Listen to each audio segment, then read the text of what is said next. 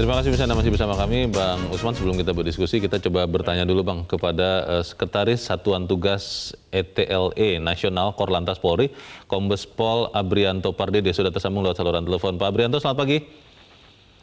Selamat pagi. Assalamualaikum warahmatullahi wabarakatuh. Waalaikumsalam warahmatullahi wabarakatuh. Pak Abrianto, kita menyambut baik rencana ataupun sudah dilaksanakan ya penerapan tilang elektronik. Pertanyaannya begini, Pak, kalau untuk saat ini apakah ada target tertentu dari Kepolisian Republik Indonesia untuk masyarakat? Apakah misalnya ini untuk tahap awal membiasakan dulu dengan tilang elektronik atau seperti apa, Pak Abrianto? Oke, terima kasih. Jadi tilang elektronik ini sudah kita laksanakan di 3 Polda yang telah mendahului, yaitu Polda Metro Jaya, Polda Jawa Timur, dan Polda DIY. Yeah. Di mana kenapa kita menggunakan aplikasi yang kita gunakan ini adalah aplikasi yang sudah teruji. Di mana di Polda Metro Jaya sudah 2 tahun yang lalu itu dilakukan uji coba yang semua kendalanya sudah kita benahi. Yeah. Nah, sekarang kita mengadopsi dari situ untuk di 9 Polda lainnya.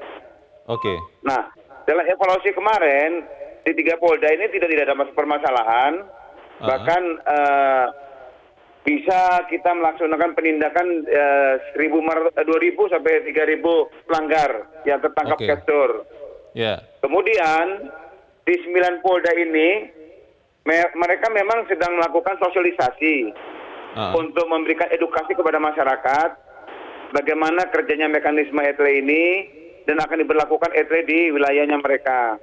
Oke. Antusias mereka cukup luar biasa. Ya, jadi pamflet, edukasi yang dari masyarakat cukup membuat mereka semakin jelas.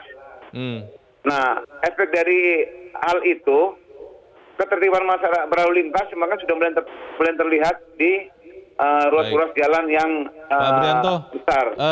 Kepatuhan masyarakat yang ditilang untuk datang melaksanakan kewajibannya seperti apa, Pak? Apakah semuanya atau masih banyak yang tidak patuh? Bagaimana, Pak? Kepatuhan sungguh, karena ini sangat simpel, ya.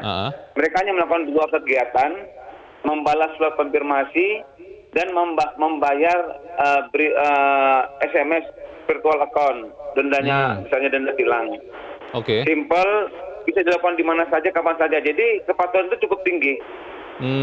Oh, jadi ini tidak perlu datang ke pengadilan begitu, Pak, untuk melakukan pembayaran begitu? Tidak usah. Semua dilakukan di mana saja dan kapan saja. Artinya apa? Dia ketika menerima surat konfirmasi, itu kita sudah memberikan alamat website kita, atau dia tinggal menembak barcode yang kita sudah siapkan. Baik. Itu nanti aplikasi sudah mengarahkan untuk apa yang harus dia lakukan. Baik, Pak Abrianto, ada semacam grace period gitu tidak, Pak, untuk penerapan ini? Karena mungkin masyarakat masih banyak yang belum tersosialisasi atau langsung diterapkan secara tegas begitu hukum positifnya. Bagaimana, Pak? Untuk 3 Polda sudah diterapkan hukum positifnya. Untuk 9 Polda mereka sudah sosialisasi. Oke. Jadi targetnya kapan, Pak, untuk seluruh Indonesia, Pak? Nah, ini pertanyaan yang sangat bagus sekali. Kita kan harus bertahap. Nanti insya Allah di launching kedua ini, kita akan melaksanakan launching di tanggal 28 April, itu di 10 Polda. Ya, itu kita lagi, dari teman-teman dari Direktur Lalu Lintas sedang melakukan upaya-upaya untuk pembangunan hal tersebut. Oke. Baik, harapan kita ini bisa terlaksana dan tentunya dalam pelaksanaan tetap dievaluasi begitu ya, Pak Abrianto, ya, supaya kalau ada kekurangan disempurnakan sambil berjalan begitu ya, Pak? Betul. Bahkan tadi malam baru kita saksikan sendiri kehebatan ETLE bisa mengungkap kasus tabrak lari lagi kedua. Ini semua ini sangat luar biasa yang memberikan manfaat buat masyarakat. Jadi orang-orang yang ingin berbuat jahat di jalan raya sudah mulai berhati-hati, yang mau melanggar berhati-hati. Oke, sukses Pak melaksanakan tilang elektronik ini, Pak Abrianto Pardede. Terima kasih sudah mencerahkan kami pagi ini. Selamat pagi. jelas dijelaskan, tapi kembali lagi Bang, masalahnya pertanyaannya apakah kemudian itu pasti bisa mulus dilaksanakan, bagaimana Bang? Iya, mestinya kan begini, teknologi itu kan memudahkan. Ya, teknologi tidak mempersulit. Harusnya. Nah, mestinya ini akan mulus. Ya, akan mulus. Kita ingat beberapa kasus termasuk yang Anda sampaikan tadi soal MRT. Yeah. MRT itu kan sebuah teknologi toh begitu. Dalam waktu yang tidak terlalu lama kita bisa tertib. Yeah. Tidak ada orang makan di dalam MRT. Walaupun berproses ya sempat. Walaupun ya? berproses, tapi tidak terlalu lama saya kira ya. Masyarakat pejalan kaki muncul di situ, antri masuk ke dalam MRT tertib, begitu juga keluarnya di dalam gerbong juga tertib begitu. Nah ini dalam tilang elektronik mestinya juga seperti itu begitu. Kalau tidak seperti itu ya tidak usah diterapkan. Kalau waktunya terlalu lama untuk membentuk peradaban ketertiban lalu lintas tadi itu, ya saya kira tidak sesuai dengan fitrah teknologi begitu loh. Pertanyaannya seperti itu. Pertanyaannya begini Bang, salah satu yang mau dicapai dengan tilang elektronik ini adalah menghilangkan peran oknum-oknum. Iya.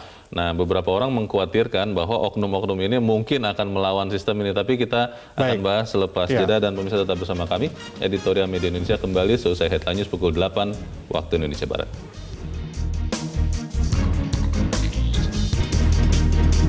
Terima kasih pemirsa, Anda masih bersama kami di Editorial Media Indonesia. Bang Usman, kembali ke pertanyaan sebelum jeda Bang.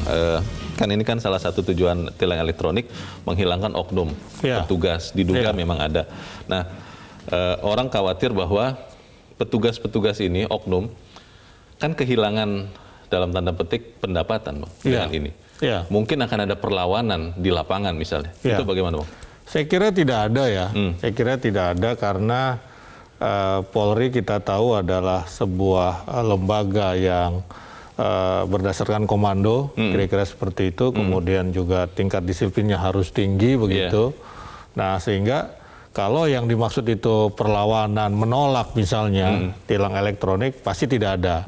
Tetapi mungkin cari jalur lain untuk mendapatkan itu yang memang harus kita waspadai. Editorial pun mengingatkan, misalnya dalam konteks pengadaan kamera-kamera untuk mendeteksi pelanggaran. Karena ini kamera baru ya? Kameranya kan baru, ya, apalagi di 34 provinsi. Itu yang harus kita jaga juga, ya harus kita jaga. Nah, ada kasus di Polri dulu ya, korupsi simulator misalnya. Simulator, nah itu kan di dalam pengadaannya. Teknologi juga kan simulator begitu. Nah, ini titik yang paling krusial dalam konteks ini. Tetapi kalau ini sudah beres, sebetulnya di lapangan mestinya akan terkurangi itu korupsi. Ya, sehingga memang ya karena memang teknologi mengurangi interaksi antar manusia. Selama ini kan korupsi terjadi, ya pemerasan terjadi, damai itu terjadi, itu karena adanya interaksi antara pelanggar dengan polisi. Tatap muka manusia dengan manusia. Tatap muka manusia dengan manusia. Ini peradilannya pun sudah tidak perlu lagi. Bisa saja di peradilan nanti ada interaksi. Kita lihat dulu kalau kita ke pengadilan sudah banyak juga calo-calo yang udahlah kita tidak perlu hadiri pengadilan sidangnya, kita tunggu aja di warung kopi depan itu, kemudian dia yang urus. Ini kan juga korupsi sebetulnya, kan begitu. Ini sudah tidak ada lagi. Jadi begitu orang kena tilang, dia akan dikirimi surat ke rumah, ya kemudian dia akan melakukan konfirmasi secara elektronik ataupun datang, tapi hanya menyerahkan surat konfirmasi dan kemudian membayarnya pun itu secara tidak langsung ke polisi, tetapi bayar lewat bank, apakah melalui m-banking, melalui teknologi juga begitu. Nah ini kan sudah jelas mengurangi korupsi begitu. Keterandalan dari alat Bang itu juga menjadi tantangan, kemudian juga akurasi data, karena bisa jadi misalnya kendaraan roda 2 motor masih terdaftar atas nama Bang Usman, tapi ternyata sudah dijual ke saya begitu, dan saya yang melakukan pelanggaran. Itu bagaimana kita bahas, tapi selesai jeda dan bisa tetap bersama kami. Editorial Indonesia segera kembali. Terima kasih Anda masih bersama kami. Kita di bagian akhir diskusi ini, Bang Usman, kesan pertama kan harusnya baik ya. Nah ini bagaimana memastikan tilang elektronik ini berjalan dengan baik, termasuk alatnya, termasuk juga akurasi data tadi Bang. Ya, ini kan baru diterapkan di 3 Polda dari rencana 12 Polda di tahap awal. Kita akan menerapkan di 34 provinsi, 34 Polda artinya begitu.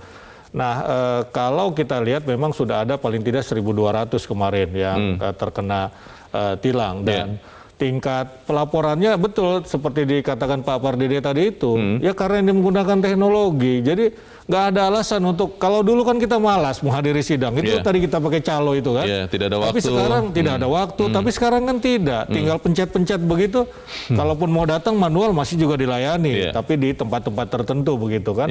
Nah jadi saya kira ini tingkat kepatuhannya juga akan tinggi karena ada sanksinya kalau misalnya kita mendiamkan lebih dari jangka waktu tertentu.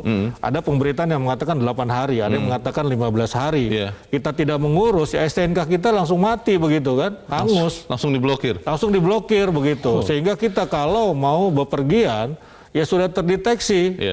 Nomor polisi kita itu ternyata belum diurus tilang yang kemarin itu begitu kan. Jadi kita kena tilang lagi begitu kan, kira-kira seperti itu. Nah jadi ini saya kira mestinya efektif sekali lagi karena teknologi mestinya memudahkan, Bang, tidak mempersulit. Kalau SIM-nya tidak punya bagaimana, Bang? Ya memang dalam konteks ini nanti kan terdeteksi dia dari STNK itu siapa yang mengendarai gitu kan.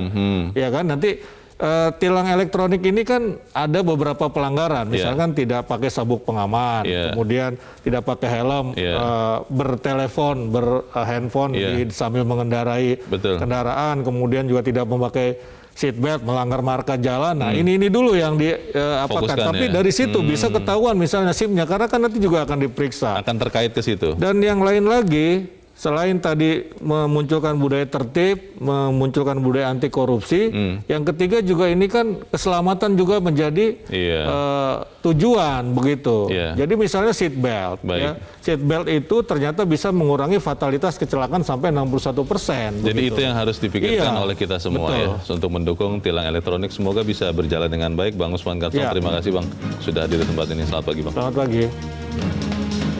Pemirsa, inilah yang mesti diyakinkan Polri bahwa cerita kini berbeda dengan kisah masa lalu. Seperti janji Kapolri Jenderal Listio Sigit Prabowo seusai dilantik beberapa waktu lalu, Polri harus semakin profesional untuk mewujudkan keadilan dan menjadi organisasi yang transparan. Transparansi juga harus menjadi jiwa dari ITLI sehingga dukungan masyarakat terhadap penerapan sistem ini tidak sia-sia. Saya Leonard Samosir, terima kasih Anda sudah menyaksikan. Selamat pagi.